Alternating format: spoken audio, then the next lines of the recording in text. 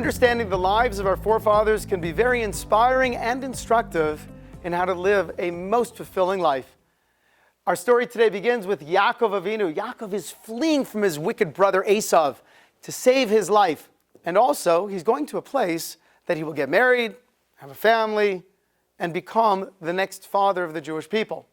The Torah tells us, Vayeitzei Yaakov mi Beersheva vayelech Harana, that Yaakov left Beersheva and he went towards Haran.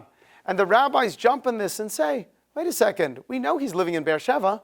Why do you have to tell us he left Beersheva and went to Haran? Just say he went to Haran. And the answer is posited by Rashi, an 11th century scholar from France. This is what he says. The departure of a righteous person from a place makes an impression.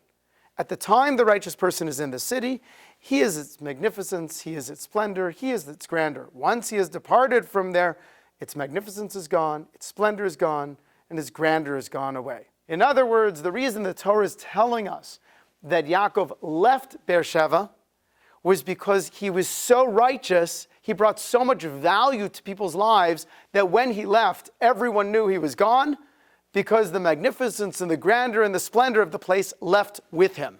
In other words, he brought so much value to people's lives that when Yaakov left, their lives were much less.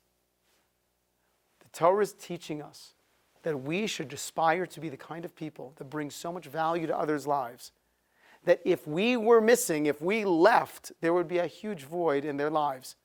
So ask yourself, if you were to pick up and you were to leave your situation, leave your family, leave your workplace, leave your community, what would the impression be?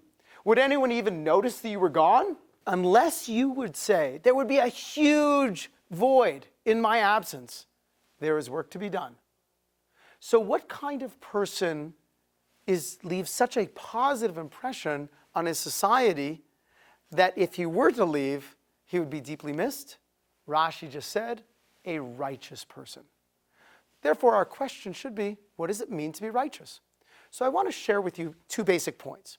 The first one is quoted from the Rambam, Maimonides, a 12th century scholar. He was a codifier of Jewish law and he lived in Egypt.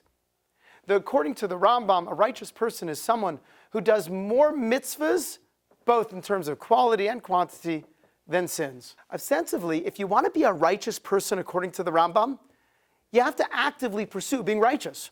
You can't just sit in the room by yourself. No, you have to get out there. You have to say, I have to know what righteousness is. I have to fight for righteous. I have to do it with zealousness and alacrity. And I have to get out and move and do things that are righteous.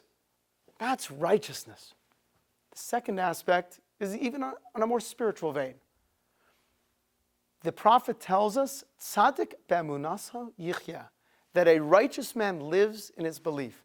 See, the Talmud tells us that originally, after God gave the Torah to the Jewish people, everybody knew the 613 commandments. They'd walk around, they'd think about them.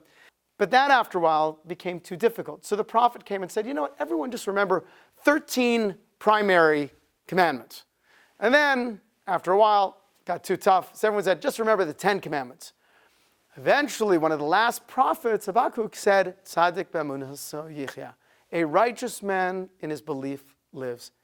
In other words, if a person knows that God runs the world, and they live their life with optimism, they live their life understanding that there is a divine plan, then they will be righteous, and that will spill over to other people. Righteousness is not some nebulous concept.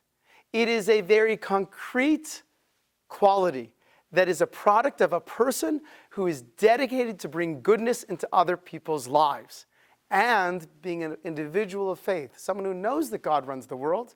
And because I know God runs the world, I will approach things with an area of faith and confidence, and I will inspire others and encourage others to live that way as well. If we turn ourselves into being more righteous people, we will turn ourselves into being more impactful people. I'm Rabbi Wyne of the Young Israel Aish of Las Vegas.